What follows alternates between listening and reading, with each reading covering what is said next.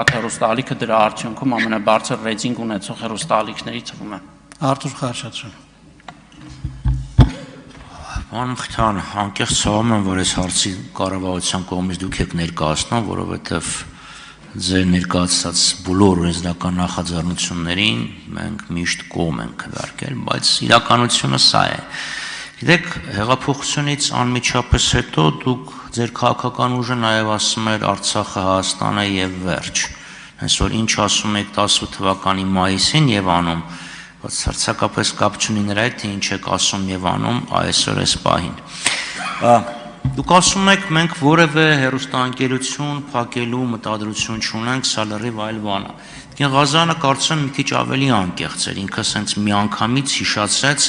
որ շողակաթ հեռուստաընկերությունը ուղիղ եթերում հեռարձակել է Մասիսի քաղաքապետի երթը։ Հիմա հանրային միջոցներ իրանք էլ հանրության մի մաս էր։ Ինչի պետք է հանրության մի մասը ներկայացնող Նիկոլ Փաշինյանի երթը հեռարձակվի, իսկ մեկ այլ հանրության մեկ այլ հատվածի երթը չմեկնաբանվի, ներկայացվի, ներողություն եմ խնդրում, հեռարձակվի։ Սա իմ գնահատականով բացահայտ ցենզուրա է,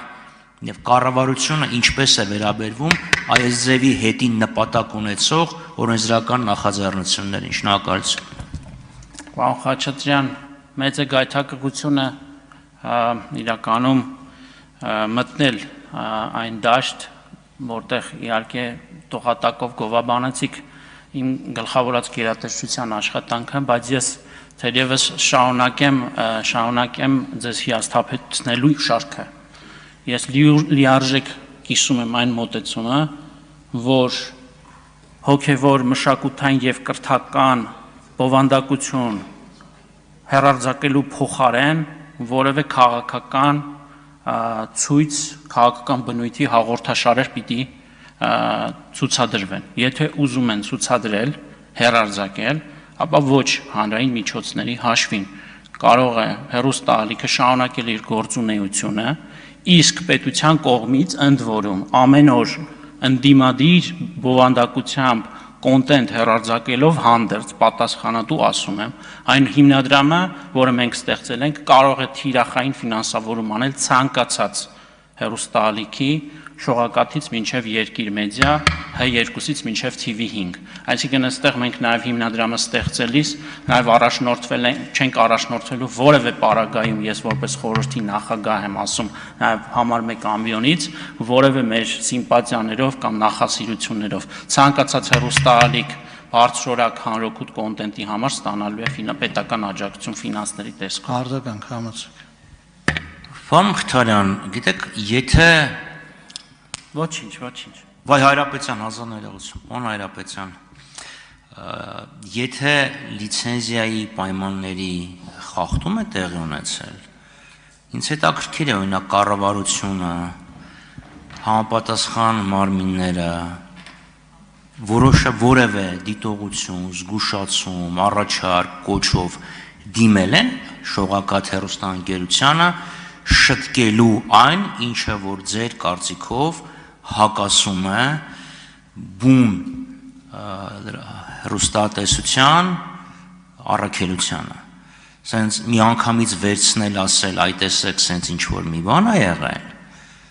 երթ են հեռարձակել, դա հակասում է եւ դրա համար փակում ենք։ Սովորաբար նման բան չի արվում։ Ափսոսում եմ, պարոն Խաչատրյան, վստահաբար ասում եմ ձեզ հարից չէ այդ օրինակը մանիպուլացնել է իմ խոսքը, խնդրում եմ չանել այդպես պարզապես կամ ինչպես կհամարեք, կարող եք չօգտվել իմ խորհրդից։ Ես նման բան որևէ պարագայում չասացի, իդեպ չեմ բացառում, որ գործընկերներիս գուցե խոսքը ճիշտ չի ընկալվել, համենայն դեպս ես այդպես չեմ հասկացել, որ ցույցը ցուցադրելու համար չպիտի դա լինի։ Շատ կարևոր է արձանագրել, թե ինչի համար է հեռարձակողի խորհուրդը ֆինանսավորել եւ ինչ հեռուստա բովանդակություն է դրա դիմաց ստացվել։ Սրա մասին էր ընդհանրապես խոսքը։ Ինչ վերաբերում է բողոքներին, ես ստիպված եմ հղում կատարել իրավական ուրեմն մասին, դրա համար գոյություն ունի սահմանադրական մարմին, այն կոչվում է հեռուստատեսության եւ ռադիոյի հանձնաժողով, կառավարությունը այդ օրինակ մոնիթորինգ անելու ոչ իրավասություն, ոչ էլ գործիքակազմ ունի, առավել եւս ԲՏԱ նախարարությունը, եւ ընդհանրապես այս պատմությունը դրա մասին չէ։ Մենք մեր կարծիքով ինստիտուցիոնալ լուծում ենք տվել, ստեղծել ենք հանրօգուտ միջավայրի խթանման մի նոր կառույց, որը բոլոր հեռուստաալիքներում խրախուսելու է մշակութային, կրթական եւ հոգեվոր բովանդակությամբ հեռուստա կոնտենտը, այսինքն հետ այսու մենք գումար ենք տալու բոլոր ամբողջ դաշտին, որպեսզի իրենք կարողանան նմանօրինակ բովանդակությամբ հեռուստա հաղորդումներ ուրեմն հեռարձակել։ Լիլիթ Գալստյան